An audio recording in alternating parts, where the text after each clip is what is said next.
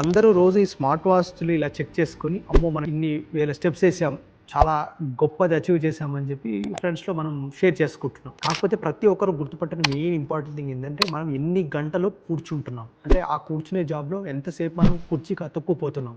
ఈ విషయాన్ని మాత్రం అందరూ విస్మరిస్తారు. ప్రతి గంట మనం చైర్కి అతుక్కుని అలానే కూర్చోవడం వల్ల 5% మనకు హార్ట్ రిస్క్ అనేది పెరుగుతుంది. అది ఒక రోజు మొత్తం మనం చైర్కి అతుక్కునే కూర్చుంటే అది ఆల్మోస్ట్ 30-40% రిస్క్ పెరుగుతుంది. సో ఇలా కూర్చొని జాబ్ చేసే వాళ్ళు జాబ్ మానాల్సిన అవసరం లేదు. కాకపోతే ఒక ఇంపార్టెంట్ విషయం గుర్తుపెట్టుకోవాలి. అదేంటిది అంటే ప్రతి 30-40 నిమిషాల తర్వాత వాళ్ళు లేచి ఒక 5 నిమిషాలన్నా నడవాల్సిన అవసరం ఉంటుంది.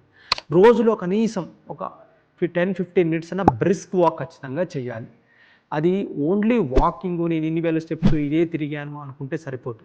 మనం ఎన్ని గంటలు కూర్చుంటున్నాం, ఎంత మనకు ఉదరకాయం వస్తుంది, ఒబెసిటీ వస్తుంది, అదే మనం ఎక్సర్సైజ్ ఏ రకమైన ఎక్సర్సైజ్ చేస్తున్నాం, ఇవన్నీ కూడా లైఫ్లో చాలా. So change your life style, it will change your life.